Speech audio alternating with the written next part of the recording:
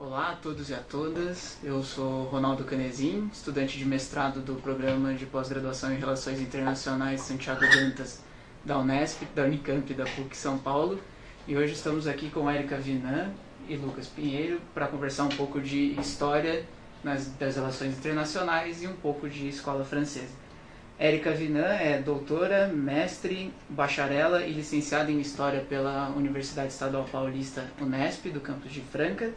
Já foi secretária adjunta e secretária executiva da ABEG e atualmente é diretora financeira adjunta da mesma instituição. É também professora do Departamento de Relações Internacionais da Universidade Federal de Sergipe e docente do curso de pós-graduação em Gestão e Modernização da Segurança Pública também pela Federal de Sergipe. Lucas Pinheiro é doutor, mestre, bacharel e licenciado em História pela Unesp de Franca também. É também professor de Relações Internacionais na Universidade Federal do Sergipe e tem como campus de pesquisa História Política e Social da América Latina e do Brasil no século XX, vinculado ao Prof. História da Universidade Federal de Sergipe. Obrigado por terem vindo.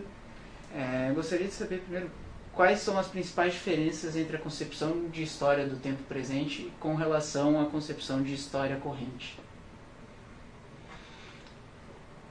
A história do tempo presente, ela vem emergindo nos debates no cenário brasileiro, já é constituído por um grupo muito amplo, centrado também no Rio de Janeiro, mas que tem as suas inserções em Pernambuco, em Sergipe, em Fortaleza, enfim, que partem da concepção de uma leitura de história de fatos que acontecem no campo mais recente, e que, do contrário de exigirem um afastamento dos eventos históricos para sua consolidação narrativa, como evento, como acontecimento, como fenômeno, partem também da noção de seleção de evidências que mais à frente serão consolidados como marcos desses fatos, dessas narrativas, desses eventos. Então, é um olhar para o tempo presente, para os acontecimentos do instante, para os acontecimentos de um tempo mais recente, que tentam definir um papel atual da construção do conhecimento histórico. Toda a escrita da história ela é baseada na atualidade, ou seja, ela se significa na atualidade. Porém, a história do tempo presente ela tenta significar também a atualidade, não só o passado. Também há de se colocar que o fato político, ele, na história, digamos, numa vertente mais tradicional da história, o fato político ele não era explicável por si próprio. Ele não era um fato autônomo. Né? Na história do presente, atribui-se uma autonomia ao político. Possível atribuir-se uma autonomia ao político. E isso, por outro lado, advém da própria renovação da história política, no sentido de que a história política em si, da maneira como ela era tratada antes desse movimento de renovação, ela foi vista por aqueles sucessores, né, pelos que participaram desses movimentos de revisão, como uma história que era contada a partir de uma única versão, que era a versão do próprio Estado, de quem, a partir dessa narrativa, forjava uma memória, fosse uma memória de heroísmo, enfim, mas não era uma memória institucional, né? Então era um fazer histórico muito baseado numa gama de documentos oficiais específicas para conformar essa memória institucional. Com a renovação da história do político, que advém de todos esses movimentos revisionistas da história, percebe-se que esse documento ele não é suficiente, né, para trazer-nos o conhecimento do político, né, mas que ele só tem significado quando ele é colocado em confrontação com outras fontes.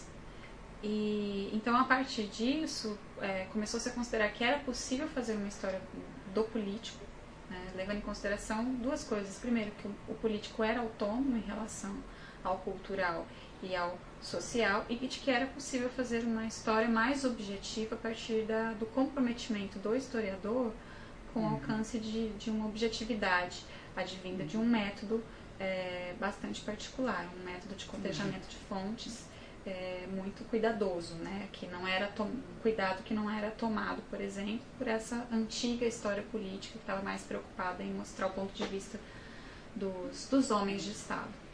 E também, assim como essa revisão historiográfica tem acontecido no campo do político, tanto os diálogos entre as áreas da história política, história econômica, história social, como os novos temas da história, né? A história da alimentação, a história, enfim, do vestuário, a história das relações comerciais, enfim, tudo aquilo que constitui os fenômenos históricos. Ou seja, a história do tempo presente, ela tenta identificar também padrões de continuidade e de ruptura, e tendências do passado ao presente para tentar significar também os fenômenos da atualidade frente a condicionantes que já são de longo tempo. Entendi.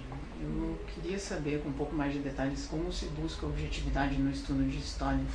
Quais os cuidados que o profissional pode tomar para manter uma objetividade o mais próximo de objetividade possível? O que caracteriza qualquer área da ciência, né, além de princípios teóricos, conceituais específicos, é uma metodologia específica. Mas tudo isso faz parte também de um arcabouço convencional, aquilo que se convenciona aceitar como um discurso histórico. A noção de verdade histórica é uma noção de difícil estabelecimento na atualidade, não porque não exista a verdade histórica, mas porque existem linhas que pensam na narrativa histórica como representação, como narrativa, como simbologia ou como símbolo, como atividade linguística, como, enfim, como enunciado. Então, a relatividade do conhecimento histórico também é uma realidade, ou seja, antigamente poderia ser possível pensar o contrário da verdade histórica como uma falácia, como uma inverdade histórica. E hoje já é possível entender a verdade histórica como uma dimensão da representação no fato ou fenômeno. E aí o outro lado disso não necessariamente é o seu contrário, mas uma outra visão. A complementação de uma verdade histórica pode ser confrontada com a reivindicação de uma outra verdade sobre o mesmo fato histórico. E ainda que eventualmente não esteja pautado exclusivamente no fato, no evento, e às vezes exclusivamente na percepção do evento, mesmo que não representando o encadeamento cronológico dos acontecimentos, dos eventos, é o modo como a sociedade se apropria, é o modo como a sociedade introjeta e divulga, representa, corrobora. E de uma maneira ou de outra isso acaba se tornando uma outra inserção de verdade histórica, mesmo que seja uma mistificação, mesmo que seja uma mitificação, mesmo que seja um simulacro coletivo. Bem, como você começou falando da história do tempo presente, os críticos da história do tempo presente justamente acusam a história do tempo presente de não ser não constituir uma prática científica, né, e não conseguir alcançar essa tal objetividade. E isso decorreria do fato de você, ao estar em contato com o seu objeto, colocar uma carga de análise que é muito pessoal, né? que carrega muito das suas paixões pessoais, das suas convicções pessoais, políticas, intelectuais. Então é um objeto que ainda não esfriou, você ainda está repleto de sentimentos em relação àquele objeto, o que diferiria na visão deles de um fato mais recuado. Então você pode olhar para uma geração de uma forma mais objetiva, porque você não vivenciou, não experimentou. Mas por outro lado, a história do tempo presente, ela justamente é brindada por uma gama de fontes históricas às quais não se tinha acesso, né, em períodos anteriores. Né? Hoje a gente vivencia uma profusão de abertura de fontes e de ampliação das possibilidades de fonte que nos permite realizar essa comparação, essa confrontação, né? Encarar um mesmo objeto de diferentes maneiras, a partir de uma fonte que seja escrita, outra que seja oral, outra que seja discursiva, representativa, e com isso, com essas comparações, e adotando, obviamente, esse método específico que o Lucas falou, conhecendo o seu objeto a partir de um recuo histórico, né, tentando enxergar esse objeto de uma forma evolutiva, temporalmente falando, você conseguiria alcançar essa objetividade. E a atuação dos pesquisadores no campo do tempo presente também tem a ver com o que o Skerringer colocou, dessa profusão, e ao mesmo tempo com a tentativa de balizamento dessa verdade. Por quê? Porque a construção da verdade histórica, ela define sentido, ela define reconhecimento, ela define identificação, ela define, de uma maneira ou de outra, legitimação. Então, mesmo eventos históricos já com certo afastamento de mais de 20, 25, 30 anos, muitas vezes eles já estão consolidados, mas é um conjunto de convenções, não necessariamente que representam todas as dimensões daquele evento, mas às vezes aquilo que se interessa corroborar em termos de legitimidade em relação àquele evento. Então, de uma maneira ou de outra, qualquer momento histórico está passível dessa manipulação dessas verdades. E aí a gente se dá conta de que a construção da verdade histórica, ela tem uma dimensão de intencionalidade. Ela tem uma dimensão de correspondência à intencionalidade que se visa legitimar. E divulgar verdades históricas implica necessariamente em divulgar retóricas discursivas, defesa de padrões de verdade, perspectivas de leitura e resultantes históricas, e resultantes identitárias, e resultantes de reconhecimento, de memória. Então, o trabalho do historiador do tempo presente também é ir balizando todas as dimensões que competem para se apropriar do evento, do acontecimento e da verdade histórica. Então, para além de constituir uma fonte, né, para um posterior estudo. Agora, é uma ciência humana como qualquer outra. E como uma ciência humana passível de disputa e de questionamento. Nunca como uma verdade absoluta estabelecida. É um equívoco que se tinha em relação à antiga história. E um outro equívoco em relação à nova história, ou à história do tempo presente. De que ela não pode lidar com parâmetros de verdade pela dificuldade de consenso. Entendi. E nessa perspectiva, eu gostaria de saber como correntes de história se vinculam e reproduzem discursos, visões de mundo e lógicas de mundo para a sociedade, para o trabalho em história. Poderiam comentar um pouco sobre isso, diferenças nas escolas? Veja, existem dentro das escolas históricas as escolas que estão vinculadas a teorias da história, daquelas que saem da análise empírica até aquelas que chegam às representações simbólicas, e aí tudo é representação, tudo é discurso. Existem as escolas vinculadas às áreas metodológicas da história, uma escola que define um conjunto de métodos, conceitos e convenções específicas para a história econômica, para a história quantitativa, para a história política, para a história da cultura, para a história do social, para a história oral. Os métodos, eles são ferramentas de construção do discurso, né, da narrativa histórica. Os conceitos e as teorias, eles já são construções filosófico-discursivas de construção de sentido. A apropriação desse sentido histórico e o balizamento por meio desses conceitos, ele acaba restringindo também os resultados e as resultantes. Então, as escolas históricas, elas, ainda que em fase inicial os estudantes não tenham essa noção, elas representam divulgações de projeto, divulgações de lógicas. E é possível olhar, no caso, a história das relações internacionais pela escola francesa, pela escola britânica, pela escola estadunidense, pela escola italiana. Existem outras várias escolas emergentes hoje que não só reivindicam o direito de divulgar as suas visões, mas como o direito de divulgar as resultantes dos projetos advindos dessa percepção da história das relações internacionais, da mundialização, da globalização, da planetarização, enfim, da cidadania global, por exemplo.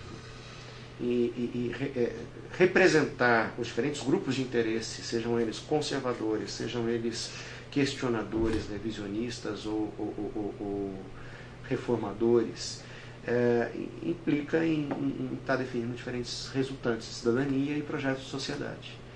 Então, vão ser disputas que vão ser realizadas como no campo da política, como no campo da cultura, o que é o espaço de determinado nicho, e determinada tribo, e determinado grupo, e determinada etnia, e determinada religião. Então, a história também representa essa profusão não só de fontes, mas de ampliações de direitos e participações políticas e no caso aqui nosso, científico-discursivas. Né? Mais especificamente, agora vamos conversar um pouco sobre a Escola Francesa de História das Relações Internacionais. Vocês poderiam dizer quais pontos a Escola Francesa inovou no estudo da História das Relações Internacionais? Como ela inova? Bom, em primeiro lugar, ela inova também nesse sentido de até por ser contemporânea desse movimento de revisão da história do político, e que muito acontece por uma demanda em se conhecer as causas da Primeira e da Segunda Guerras Mundiais. Ela vai inovar, né, em colocar essa importância, essa prioridade no político, né, o político como algo que autóctone e não necessariamente dependente do cultural e do social, embora considere o social e o cultural, obviamente, como parte desse político e vice-versa, né? Mas eu acredito que ela vai inovar principalmente no sentido de ser crítica, no sentido de ser crítica e de aceitar ou de assumir, né, que tudo é passível de renovação. Então é uma escola que busca o estudo da continuidade no tempo, busca o estudo também das rupturas no tempo, busca o estudo das regularidades, mas admite, né, que a cada escrita desse processo, né, também se almeje buscar a renovação do conhecimento, a renovação da mentalidade. Então, nesse sentido, ela não é tão conservadora. E a escola francesa da história das relações internacionais, ela é uma das dimensões da renovação da historiografia francesa, né?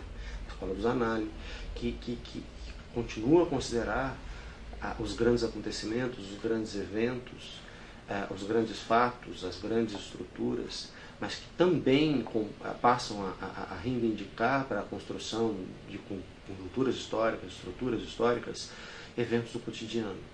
Os pequenos objetos, os novos acontecimentos, as novas identidades, os novos movimentos. E é o que eles chamam também da microhistória. Então, exige uma amostragem um pouco maior, como próprio dos grupos aos quais dizem respeito, mas busca também construir novas identidades e personalidades históricas. Indivíduos que não eram considerados como variáveis históricas legítimas para a composição de projetos de nacionalidade, projetos de sociedade, projetos de cultura, e que passam a ser fundamentais, porque participantes, estruturantes. de trabalhadores, mulheres, criminosos, loucos.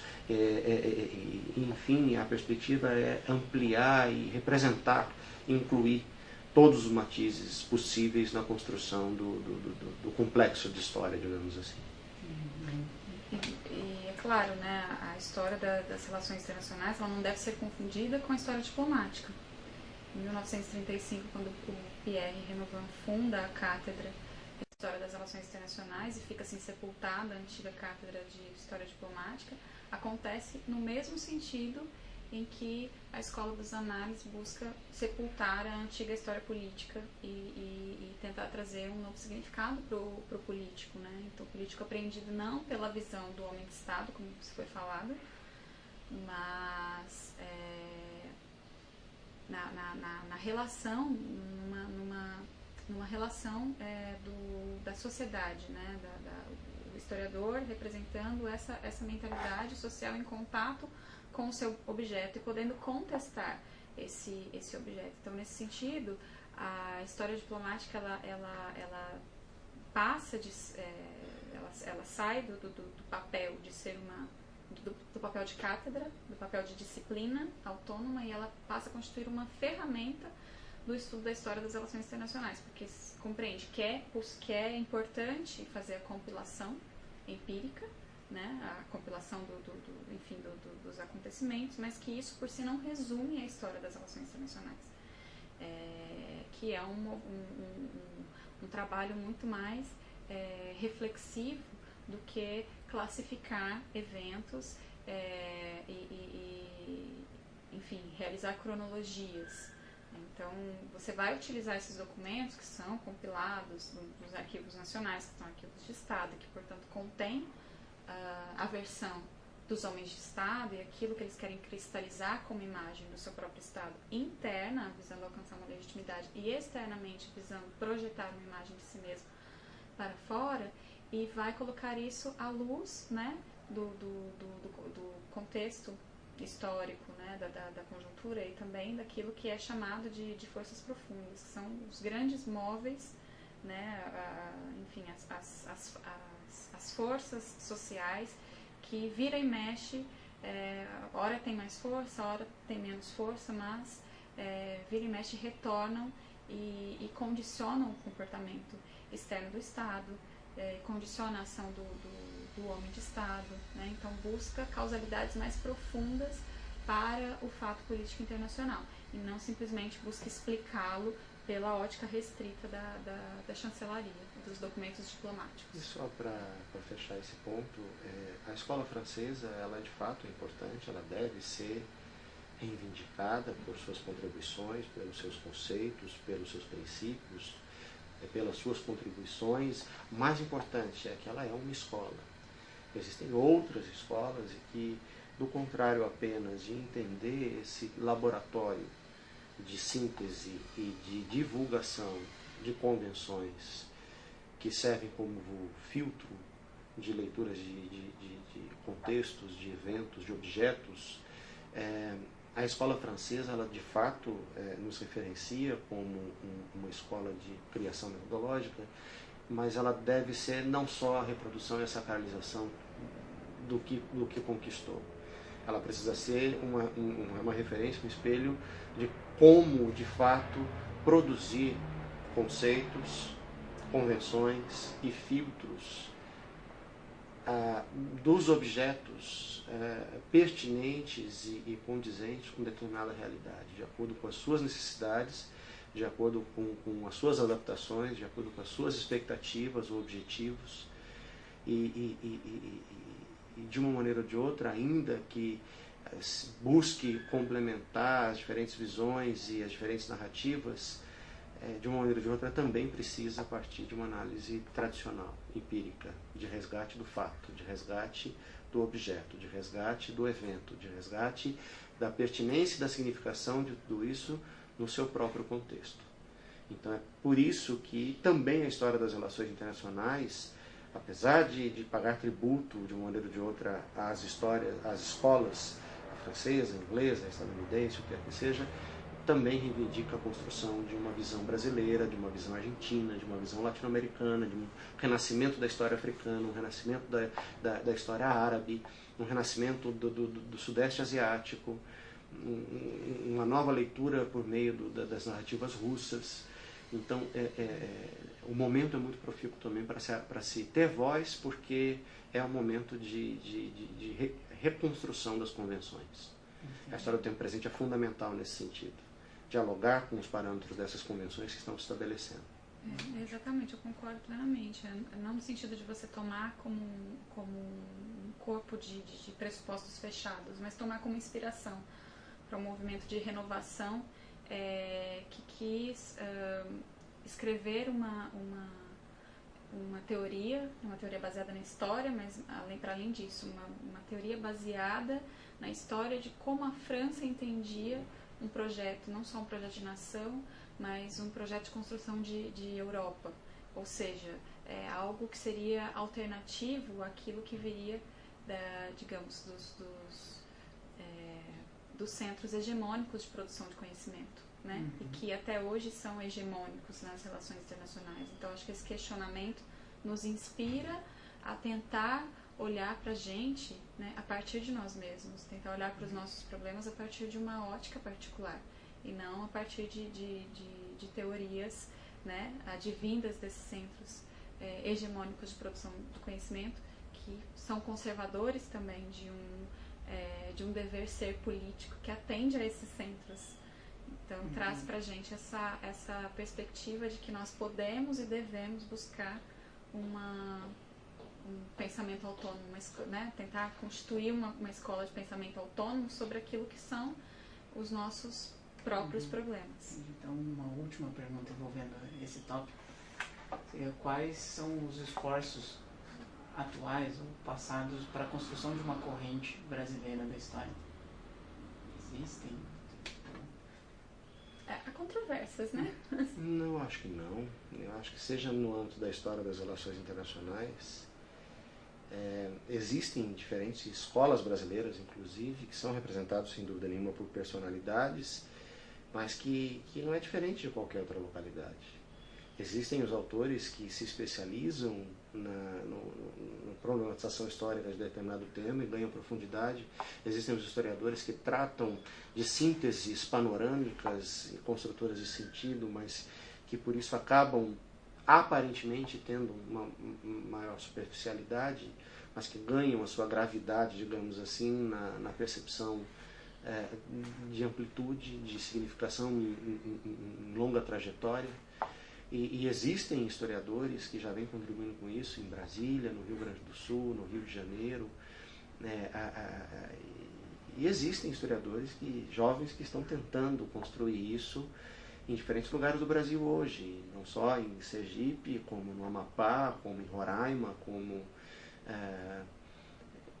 e o pensamento, a escola brasileira, na verdade, ela tem que ser entendida como uma resultante também das associações específicas da área de história, dos exercícios de história das relações internacionais que acontecem em mesas e congressos internacionais, como a LASA, Latin American Studies Association, o ICA, a ISA.